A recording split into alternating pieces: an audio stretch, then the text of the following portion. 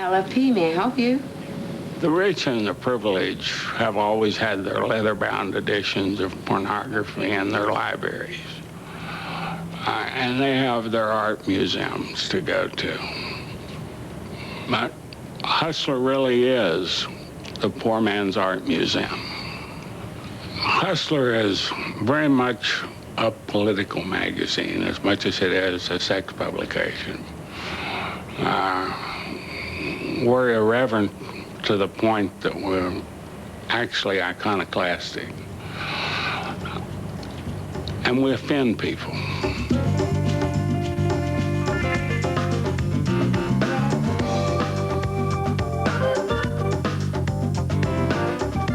He likes to make a buck. He likes naked women, and he likes to say whatever he wants to say and doesn't want anyone telling him otherwise. Larry Flynt is kind of the quintessential American in the sense that he was born in a log cabin. He became a self-made multimillionaire. He got shot for what he believes in, and he ran for president. You know, so, and all this based on the fact that he makes a lot of money off of naked women. Hefner was showing bare breasts, and Guccione with Penthouse, he was showing pubic hair. And of course, we had the girls spread their legs a little wider and started showing pink. Larry was one of the first people to really kind of say, you know, to go after the blue-collar audience. So he was, you know, he made all the jokes as crude as possible. He made, you know, the women, you know, as crude as possible. So he was really he really aimed low. I exploit women like McDonald's exploits hamburger. Women have always been a sex symbol, always will. I love them, I worship them. So does all of our readers. A girl came up to me in a hotel lobby a few days ago, and she recognized me, and she said, "Why don't you publish a magazine that holds women in a more positive light?" I simply responded, "How could I possibly do that?" He doesn't have any respect for women. And the way that he feels about his magazine is it's not a celebration of the woman's body. You don't depict a woman naked with a horse or bondage or defecation of women being tied up, being shoved head first through a meat grinder with hamburger coming out the other end, and say that that is a celebration of a woman's body. In the beginning, he was just really wanted to make a buck. He was just really wanted to put out a dirty magazine and make money, and this was America, and this is how he was going to, as a poor boy in Ohio, this is how he was going to make his mark on the world. And then he got arrested on obscenity charges and thrown in jail. He was sentenced to 25 years. I think I had to stand in a courtroom and listen to a judge sentence me to 25 years in prison before I realized that freedom of expression was something that could not be taken for granted. Sitting in his jail cell, you know, thinking he was living in the land of the free and not realizing that, you know, you're only free to a certain extent, made him look at the political system and look at, you know, how the government worked. And when he came out of jail, he won an appeal. He really became politicized. There's been people who've accused me of hiding behind the First Amendment. And I say yes to that, and I'm thankful that it's there. When we set up the movie, it was an unauthorized biography. Larry had nothing to do with it. And as we sort of expected, one day the President's studio got a phone call. Like, "Hello, this is Larry Flynt here." And he was interested in the movie, and he wanted to meet all of us, and all of us were terrified.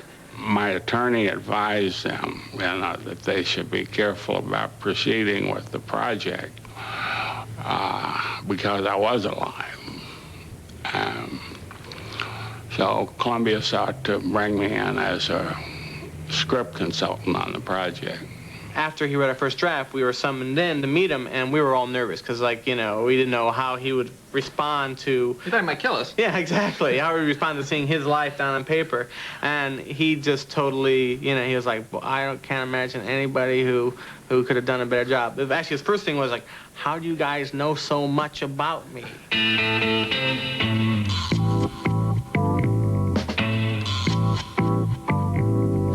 as far as the born-again Christianity experience, many people thought that was a put-on, but it was real. It happened to me, but I got over it. In a scene that was a little too wacky to make it into our movie, he claimed to have a vision on an airplane where Jesus, Apostle Paul, and Lenny Bruce came to him in a vision. So Larry Flynt became born again, and he said, well, now the magazine should be born again. And Althea was horrified, and the staffers were horrified because they said, you can't mix religion and porno. It just isn't a good idea. But he said, no, we'll have naked girls on glass crucifixes. And sales just went into the toilet because America just didn't understand this concept. He was coming out of a courthouse in Georgia. There was a sniper up in a second-story window, shot him, and he was paralyzed, and he's still confined to a wheelchair. He was in lots of pain, and so he had felt that, you know, he'd become a Christian, and then instantly got assassinated for it, and I think he lost Christianity pretty quickly. What kind of message does that send? Yeah.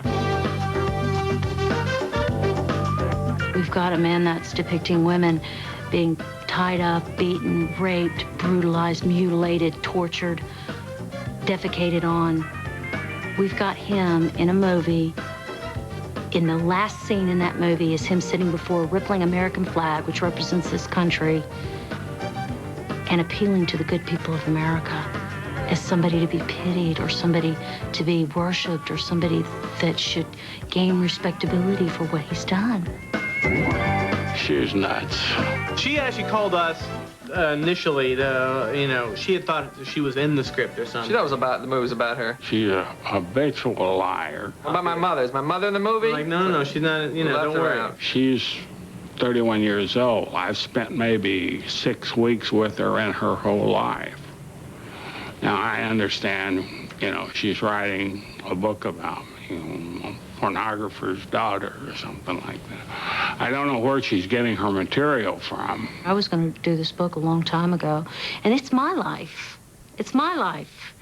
This isn't cashing in on his name. This is my name. Larry Flynt is a sex pervert. There's no other way around the fact. He publishes Hustler magazine. I can tell you right now, he could care less about your First Amendment rights or my First Amendment rights or anybody else's First Amendment rights. Yeah, obscenity is always the easiest sitting duck. Because no one's going to defend it. It's hard. I mean, we wrote the movie, and it's hard for me to pick up a Hustler magazine and say, you know, the world would be a lesser place if Larry didn't have his scratch and sniff issue. You're saying the world's not better because of this? Exactly. But, you know, and the bottom line is, because this is free, we all are free. To live in a free society, we pay a price for everything. And the price we pay for freedom is toleration. We have to tolerate the Larry Flynt's of the world so we can be free. We have to tolerate other people's ideas. Freedom of the press is not the freedom for your ideas, but the ideas that you hate the most. I'm Tanya Flynt. I am his daughter, and that's certainly not by choice, but I'll tell you something. It's my life, and I went through hell, complete and total hell growing up. And if I want to write a book about my life, then by God, we have the First Amendment, and I'll do it, won't I?